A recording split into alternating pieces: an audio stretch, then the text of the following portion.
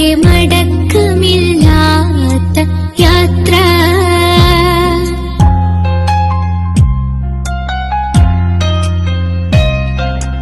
മൂന്ന് കഷ്ണം തുണി ചുറ്റി